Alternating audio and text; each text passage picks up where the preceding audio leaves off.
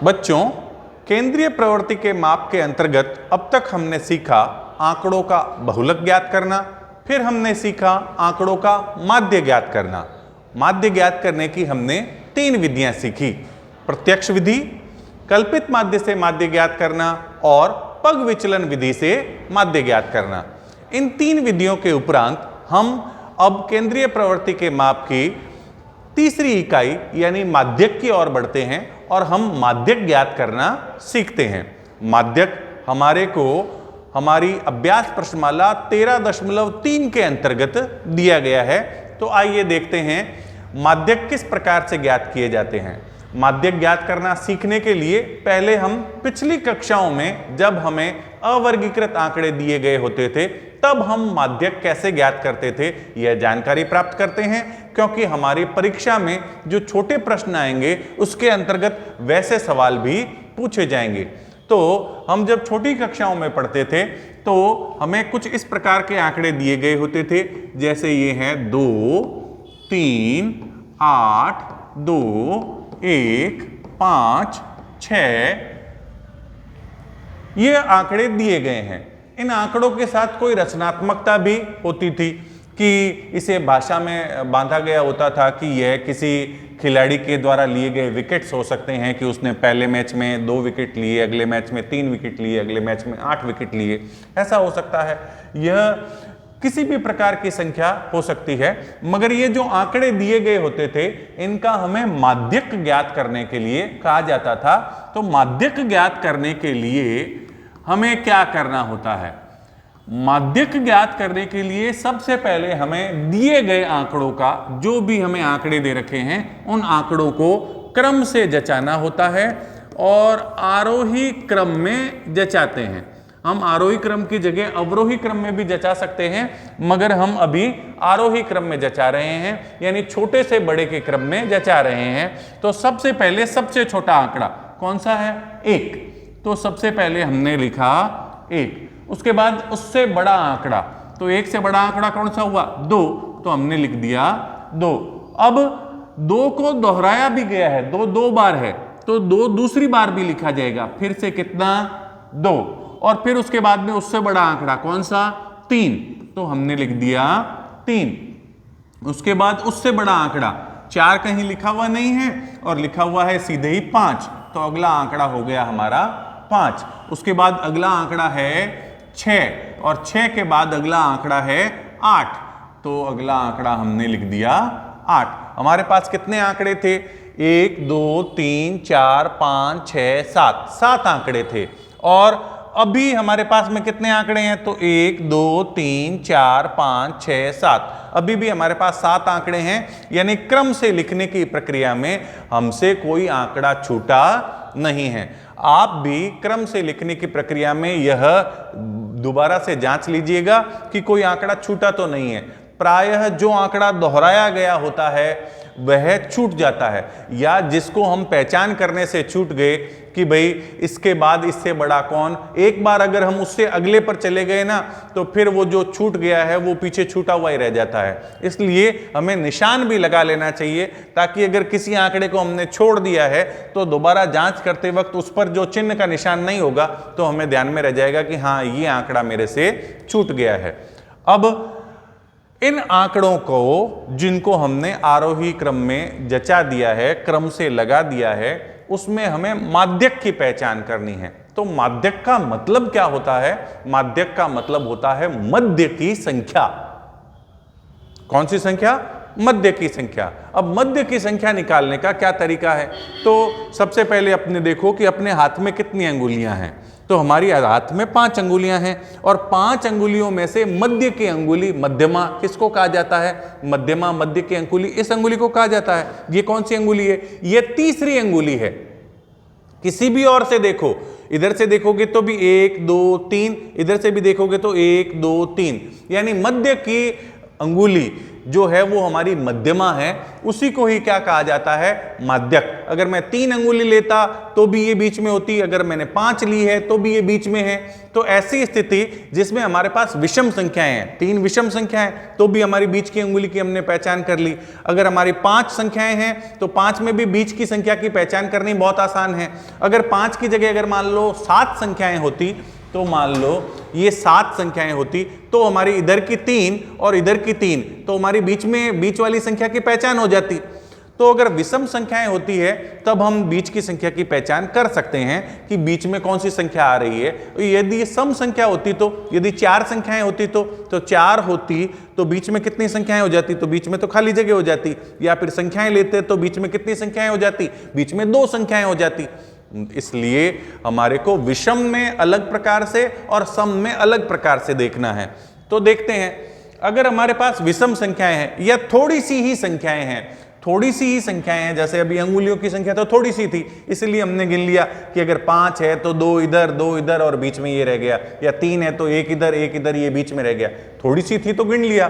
तो वैसे ही अगर थोड़ी सी संख्याएं हो तो आप बीच की संख्या की पहचान अनुमान विधि से या सीधे मार्किंग करते हुए भी कर सकते हो कि एक इधर से, एक उधर से, फिर दूसरी इधर से, फिर दूसरी उधर से, फिर तीसरी इधर से, फिर तीसरी इधर से। तो 3 इधर, बीच में कौन रह गया, तो बीच में चौथी संख्या रह गई, और चौथी संख्या कितनी है, 3 है। यह बीच की संख्या है, यही हमारा क्या है, यही हमारा माध्यक है।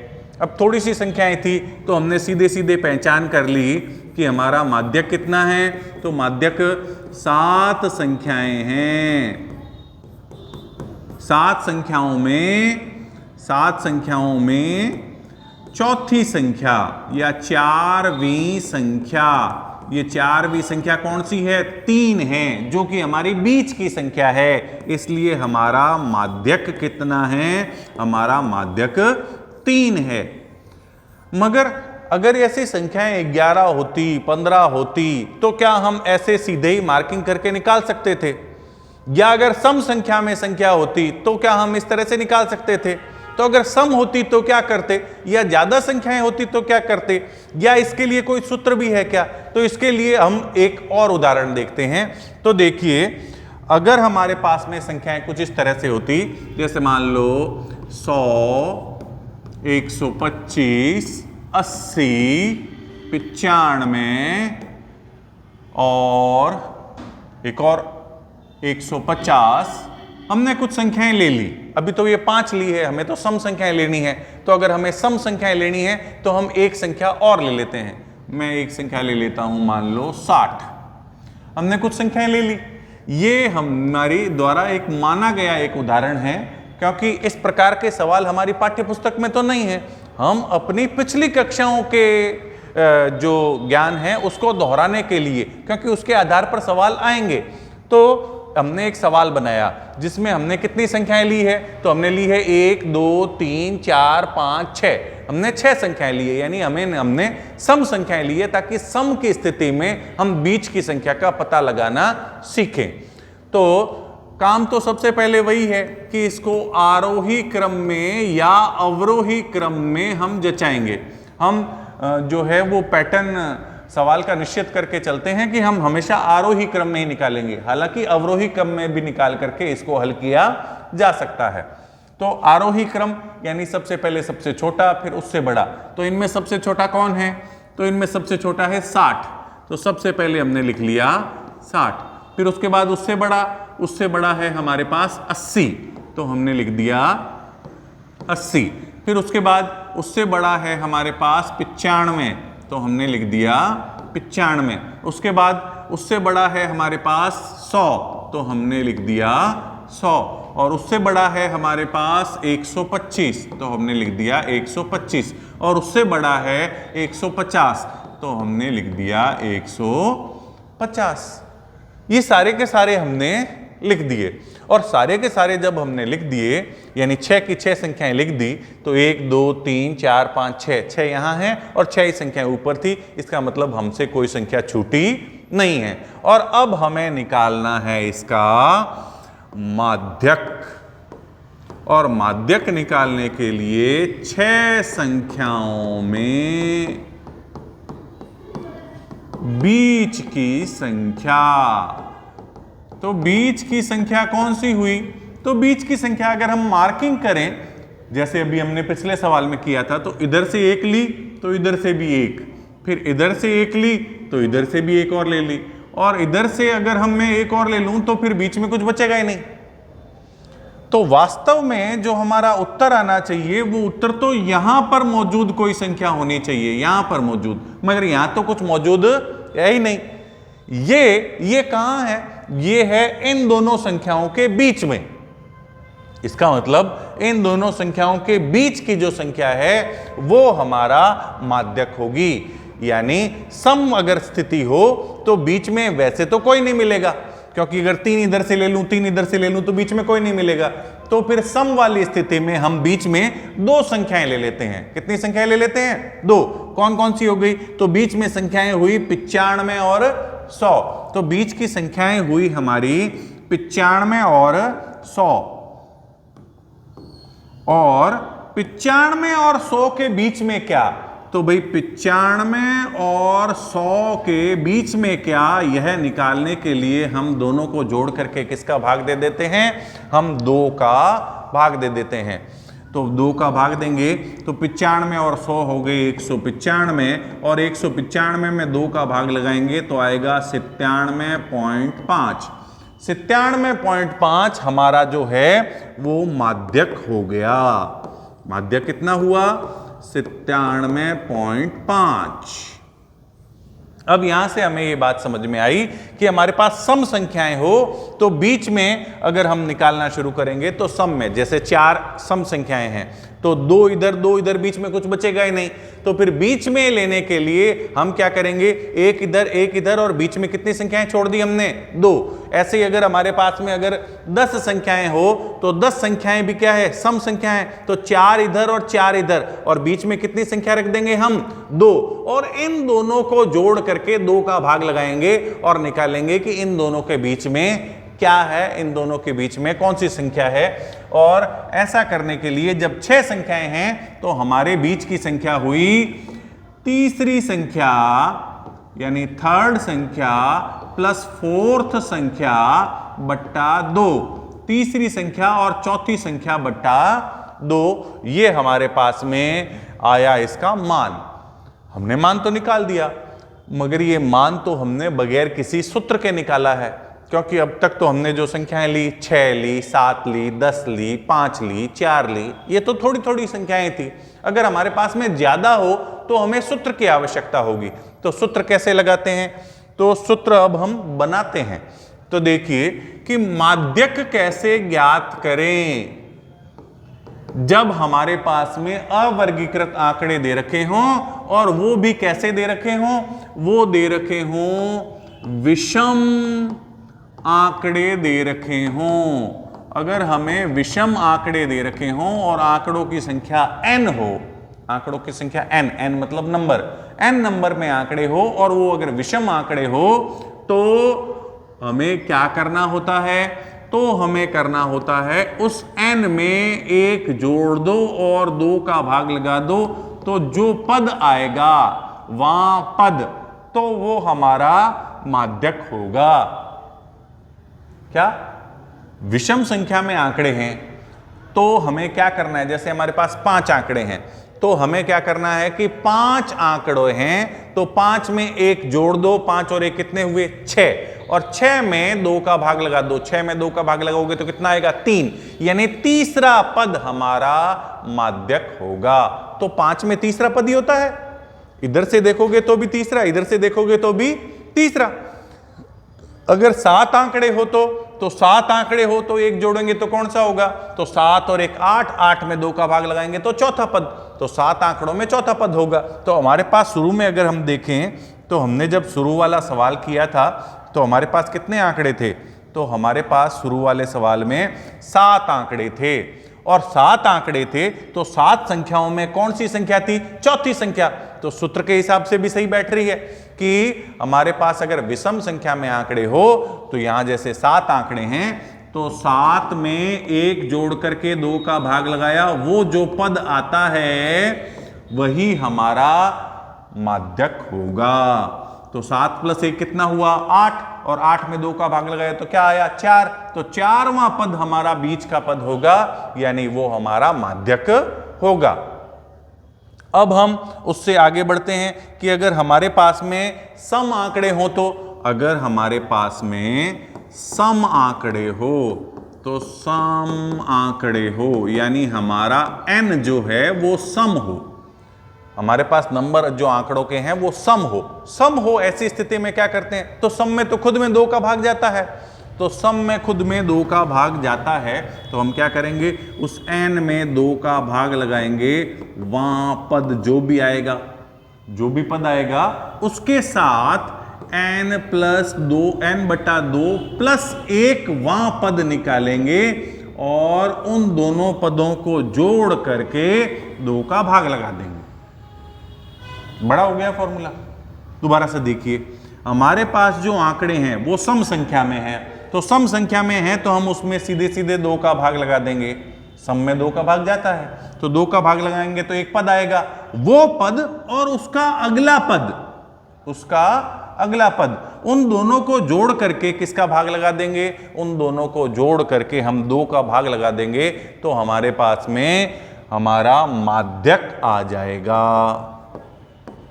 क्या आ जाएगा, माध्यक। जैसे हमारे पास 4 पद हो, 4 एक सम राशि है, तो 4 पद हैं, तो 4 में 2 का भाग लगाऊंगा तो कितना आएगा 2, और उसका अगला पद कौन सा होगा 3, तो दूसरा और तीसरा इन दोनों पदों को जोड़ करके 2 का भाग लगा दो, दूसरा और तीसरा यही तो हुए बीच के पद, यही अभी हमारे पास में 10 थे, तो 10 वाली स्थिति में 10 भी एक सम संख्या है, तो 10 में जब मैं 2 का भाग लगाऊंगा तो मेरे पास में क्या आएगा 5, और 5 का अगला पद कौन सा होगा 5 + 1 अगला पद कौन सा होगा 6, तो 5वां और अगला छठा, 5वां और छठा चाहे किस तरफ से गिन लो, 5वां और छठा या फिर 5वां और छठा, जिस तरफ से भी गिनोगे एक पद है 5वां और एक पद है छठा, और 5वें और छठे पद को जोड़ करके 2 का भाग लगाने पर यानी आधा कर देने पर हमारे पास जो संख्या आएगी वही हमारा माध्यक होगा। तो हमने ऐसा भी एक सवाल किया था, तो देखते हैं, हमने ऐसा जो सवाल किया था जिसमें 6 पद थे, तो 6 पद थे, तो 6 में 2 का भाग लगाऊंगा तो कितना आएगा 3, और उसका अगला पद कौन सा होगा 4। तो अब देखिए, पहला दूसरा एक तो हमने लिया था तीसरा, और एक कौन सा लिया था चौथा। 6 पद में हम लेते हैं तीसरा और चौथा, क्योंकि 6 पद जो है वो सम पद है, और सम पद होने की स्थिति में हम लेते हैं n/2वां पद और उससे ठीक अगला पद यानी n/2 + 1 वां पद, और उन दोनों पदों को जोड़ करके हम 2 का भाग लगा देते हैं, और 2 का भाग लगाते ही हमारे पास में क्या आ जाता है, माध्यक वाला पद आ जाता है, यानी माध्यक का मान आ जाता है, क्योंकि पद तो यहां आ गए, तो अब जो आएगा वो क्या आएगा मान। तो हमारे पास में माध्यक का मान कितना आया, तो 97.5। यह इन दिए गए आंकड़ों में से कहीं नहीं लिखा हुआ है 97.5, यह इन दोनों के बीच का एक राशि है, क्योंकि मध्य में 2 थे, तो इन दोनों के बीच में कितना आएगा, तो इन दोनों के बीच में वाला मान निकालना तो कुछ मध्य मान जैसा ही है, जिसमें हम दोनों को जोड़ करके 2 का क्या लगा रहे हैं भाग। अब हम इस प्रकार के आंकड़ों से थोड़ा आगे बढ़ते हैं और यह देखते हैं कि अगर हमें आंकड़े सारणी के रूप में दे रखे हों, और सारणी भी सीधी सीधी सरल सारणी, तो सारणी सीधी सीधी हमें दे रखी है, जिसमें हमें सबसे पहले xi यानी सीधे सीधे आंकड़े दे रखे होते हैं। मान लो दे रखा है 10, 20, 30, 40, 50, 60, हमें सीधे सीधे आंकड़े कुछ दे रखे हैं, और उनकी बारंबारताएं भी दे रखी है। इन्हें रचनात्मक रूप से भी प्रकट किया जा सकता है, तो बारंबारताएं भी कुछ दे रखी है। मान लीजिए दे रखी है 6, 12, 15, 8, 14 और 5, इस प्रकार से हमें आंकड़े दे रखे हैं। तो हमें इनका माध्यक किस प्रकार से निकालना है, इनका माध्यक निकालने के लिए हमें क्या करना है वो हम सीखते हैं। तो अगर हमें इस प्रकार से आंकड़े दे रखे हैं तो हम उनकी CF निकालते हैं। अब ये CF क्या होती है, CF का मतलब होता है संचयी बारंबारता। तो संचयी बारंबारता किस लिए निकाल रहे हैं, तो संचयी बारंबारता इसलिए निकाल रहे हैं कि अब तक जो अपने को आंकड़े दे रखे होते थे हम उसको आरोही क्रम में जचाते थे, जिसमें जो रिपीट होता था उसको हम रिपीट करते हुए लिख देते थे। अब अगर आप इन आंकड़ों को देखोगे तो ये पहले से आरोही क्रम में जचाए हुए हैं, और आरोही क्रम में जचाने के साथ साथ इनको क्रम से भी लिखा हुआ है। फ्रीक्वेंसी का मतलब उतनी बार है, यानी अगर इन आंकड़ों को अगर मैं बिखरे हुए आंकड़ों की तरह लिखूं तो मैं लिखूंगा 10 10 10 10 10 10 10 कितनी बार? 6 बार। उसके बाद क्या आएगा? उसके बाद आएगा 20 20 20 20। इस तरह से चलेगा। कितनी बार चलेगा? 12 बार। और उसके बाद कौन चलेगा? 30। कितनी बार? 15 बार। फिर उसके बाद कौन चलेगा? 40। यानी अगर पिछले वाले आंकड़ों की तरह अगर मैं इनको क्रम से लिखना शुरू करूं तो यह आंकड़े सारे के सारे इस तरह से क्रम से लिखे जाएंगे। चूंकि आंकड़ों की संख्या जब ज्यादा होती है तो उनको व्यवस्थित तरीके से प्रकट करने के लिए उनका सारणीयन कर देते हैं। यहां हमारे पास आंकड़ों की संख्या कितनी है तो देखो बारंबारताओं की जोड़ कितनी आ रही है, तो 6 और 2 8, 8 और 5 13, 13 और 8 21, 21 और 4 25, 25 और 5 30, 30 का 0, हासिल पाई 3, 3 और 1 4, 1 5 और 1 6। आंकड़ों की संख्या कितनी है? 60। अब अगर मैं यहां 60 आंकड़े लिखूं तो फिर बहुत सारे आंकड़े हो जाएंगे। इसलिए उन बहुत सारे आंकड़ों को व्यवस्थित तौर पर एक लिखने के लिए ही हमने क्या किया है, हमने उनको सारणीकृत कर दिया है। और सारणीकृत करने से वो आंकड़े थोड़ी सी जगह में ही प्रदर्शित हो गए हैं। इन सारणीकृत आंकड़ों की अब हम निकाल रहे हैं संचयी बारंबारता यानी CF। और CF क्यों निकाल रहे हैं? क्योंकि अब हमने जब क्रम से खड़ा किया तो पहले 6 ये आए, तो इसका नंबर कौन सा हुआ? 7वां। तो 7वां 8वां 9वां 10वां इस क्रम पर कौन खड़े हो रहे हैं? 20। तो क्रम से खड़े करने पर कितने नंबर कहां पर खड़े हो रहे हैं यह पता करने के लिए हम क्या निकाल रहे हैं? CF।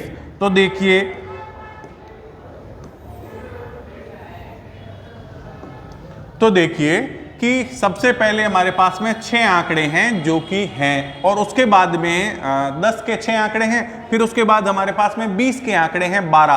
तो 6 और 12 कितने हो गए? 18। यानी 7वें नंबर से 18वें नंबर तक कौन है? 20 है। और फिर 18 के बाद है 15 आंकड़े 30 के, तो 18 और 15 कितने हुए? तो 18 और 15 हो गए हमारे पास में 33। तो फिर 33वें नंबर तक कौन है? 30 है। यानी अगर मैं क्रम से लिखूं कि भाई 18 के बाद 18वें पद तक तो कौन है? 20 है। फिर 19वां 20वां 21वां 22वां अगर इस तरह से क्रम से लिखा जाए तो 33वें पद तक कौन है? तो 33वें पद तक 30 है। और उसके बाद अगर हम आगे चलें तो अगले 8 हैं वो 40 हैं। तो 33 और 8 कितने हुए? तो 33 और 8 हो गए 41। और उसके बाद अगले 14 कौन है? 50 है। तो 41 और 14 यानी 55वें स्थान तक कौन है? तो 55वें स्थान तक है हमारे 50। और 55 और 5 कितने हुए? 60। यानी 56वें 57वें 58वें 59वें और 60वें स्थान पर कौन है? ये हमारे 60 हैं। तो ये हमने आंकड़ों को लिखा तो हमें पता लग गया कि संचयी बारंबारता के हिसाब से क्रम से हमने जोड़ लिया। संचय करना, संचय करने का अर्थ ही क्या होता है? जोड़ना। तो CF संचय किसका? फ्रीक्वेंसी का संचय। तो हमने फ्रीक्वेंसी का क्या कर दिया? संचय कर दिया, यानी फ्रीक्वेंसी को क्रम से जोड़ दिया। अब हमने जो फ्रीक्वेंसी को क्रम से जोड़ा है उसका क्रम देखिए, पहले 6 था, 6 यहां आ गया, फिर 6 में 12 जुड़ा और कितना हो गया? 18। 18 में 15 जुड़ा और कितना हो गया? 33। 33 में 8 जुड़ा और हो गया 41। और 41 में 14 जुड़ा हो गया 55। और 55 में 5 जुड़ा और हो गया 60। आगे जब हम अपनी प्रश्नमाला 13.3 के सवालों में माध्यक निकालेंगे तो भी हमें इस प्रकार का कार्य करना होगा। इसलिए आप यह संचयी बारंबारता ज्ञात करना सीखना। सीख तो आपने लिया है, अब आप इसका अभ्यास करना। तो देखिए अब हम हमारे जो CF दे रखी है, अब CF तो आ गई हमारे पास में, आंकड़े कितने हैं? 60 हैं। तो 60 हैं, तो अब हमारा मध्य का आंकड़ा कौन सा? तो मध्य का आंकड़ा निकालने के लिए हम निकालते हैं n/2। क्या निकाल रहे हैं? n/2। ये n क्या होता है? ये जो हमने अभी बारंबारताओं की जोड़ निकाली, क्या निकाली? बारंबारताओं की जोड़, उसको n कहते हैं।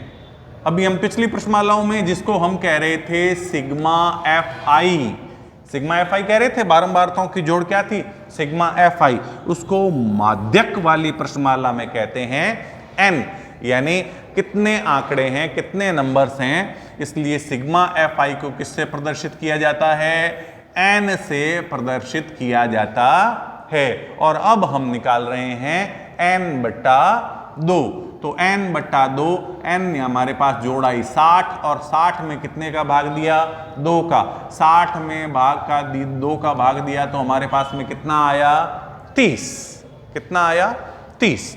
तो अगर हमारे को 60 में 2 का भाग देने पर 30 आया तो बीच वाला पद के पास हम पहुंच गए हैं कि 60 आंकड़े हैं तो बीच वाला पद जो है वो 30 के पास है, और 30 में भी n बटा 2 से ठीक बड़ी CF, यानी ये 30वां या उसका पास वाला 31वां, ये सारे खड़े कहां हैं, तो n बटा 2 से ठीक बड़ी CF का पता लगाते हैं। इसका मतलब n बटा 2 से ठीक बड़ी CF यानी 33, n बटा 2 से ठीक बड़ी CF कौन सी हुई, 33। ये 33 जो है ये n बटा 2 से ठीक बड़ी CF हुई, और ये हमें बता रही है कि ये यहां खड़ा है, 30वां भी यहां खड़ा है, 31वां भी यहां खड़ा है, 32वां भी यहां खड़ा है, और 33वां भी यहां खड़ा है, तो ये आंकड़े यहां पड़े हैं। तो ये हमें बता रहे हैं कि हमारा माध्यक क्या है, तो हमारा माध्यक है 30।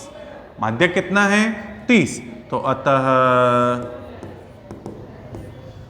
माध्यक बराबर 30, माध्यक बराबर 30।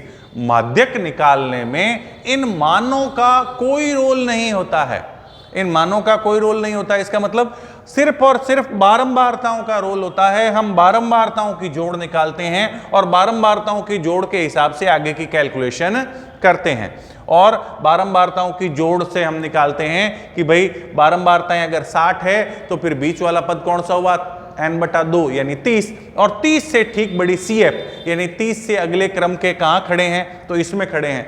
अब अगर इस पूरे आंकड़ों की जगह कुछ और आंकड़े होते तो भी इसका उत्तर यहां वाला पद ही निकलता। फॉर एन एग्जाम्पल, अगर यहां पर ये जो मैंने आंकड़े लिखे, ये जो आंकड़े लिखे हैं, ये आंकड़े यहां नहीं होते, ये आंकड़े नहीं होते और इनकी जगह कोई और आंकड़े होते। जैसे मेरे पास में मैं यहां आंकड़े लिख देता हूं कि मान लो यहां होता कुछ भी, जैसे 100, 110, 120, 130, 140, 150, तो भी सवाल का कोई फर्क नहीं पड़ता, बस लास्ट रिजल्ट का फर्क पड़ता कि 33, भाई 30 से बड़ी CF कौन सी आई, 33। ऐसी स्थिति में 33 के सामने वाला जो आंकड़ा है वो कितना है, 120। तो हमारा जो माध्यक है वो 30 की जगह कितना हो जाता, 120।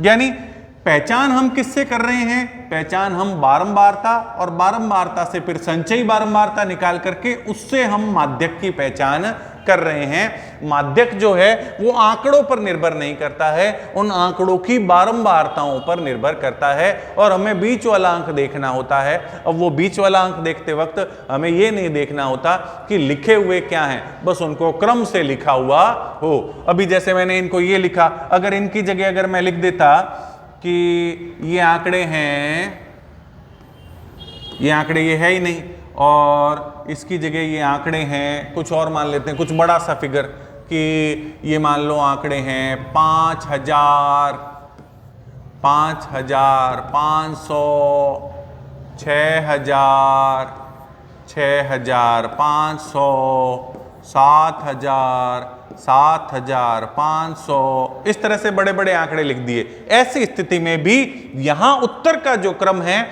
वो 33वें आंकड़ा हमारा सेलेक्ट हुआ ना, कि भाई 60 थे बारंबारताओं का जोड़, तो 60 में हमने 2 का भाग दिया, कितना आया, 30, और n बटा 2 से ठीक बड़ी CF कितनी आई, 33। तो 33 हमारा अगर ये सेलेक्ट हुआ तो इसके सामने वाला आंकड़ा कितना है, 6000, तो हमारा माध्यक हो जाता, ये भी नहीं, कितना होता, हमारा माध्यक होता 6000। देखो मैंने एक ही सवाल में 3 सवाल बना दिए कि आंकड़े बदलने का कोई फर्क नहीं पड़ता, क्योंकि माध्यक निकालना जो है वो पूर्ण रूप से किस पर निर्भर करता है? बारंबारता पर। और बारंबारता से हम निकालते हैं संचयी बारंबारता, और संचयी बारंबारता जब निकल जाती है कि संचयी बारंबारता में लास्ट जोड़ कितना आया? 60, तो 60 का हम करते हैं आधा। जो भी जोड़ आएगी, 100 आएगी तो 100 का आधा, 50 आएगी तो 50 का आधा। और आधा निकालने के बाद यह देखा जाता है कि उससे ठीक बड़ी CF कौन सी है, तो उससे ठीक बड़ी CF कितनी थी? तो 30 से ठीक बड़ी कितनी आई? 33। और 33 के सम्मुख हमारा आंकड़ा कौन सा है? हमारा दिया गई सांख्यिकी कौन सी है? तो वो थी हमारी 6000। तो 6000 थी, इसका मतलब माध्यक कितना हो गया? 6000। वो अगर 120 होता तो 120, वो अगर 30 होता तो 30, वो अगर कुछ और होता तो वो कुछ और वो हमारा क्या हो जाता? माध्यक। और माध्यक के अभी जो हमने ये सीखा, इसका उपयोग 13.3 वाले प्रश्नों में भी करना है, क्योंकि उसमें यहां पर इसकी जगह दे रखा है वर्ग अंतराल, मगर सवाल करने का तरीका वैसा का वैसा ही है। तो अब हम मिलेंगे अपने अगले वीडियो में, और जिसमें हम माध्यक के सवाल करेंगे। और माध्यक के सवाल कौन से करेंगे? जो हमें वर्गीकृत बारंबारता सारणियां दे रखी है, जो हमारे 13.3 के सवाल हैं, उनको हम हल करेंगे। और तब तक आपको अभ्यास करना है बहुलक का, माध्य का और पूर्व ज्ञान के रूप में माध्यक वाली प्रश्नमाला का। मिलते हैं अगले वीडियो में। आज के लिए इतना ही। धन्यवाद।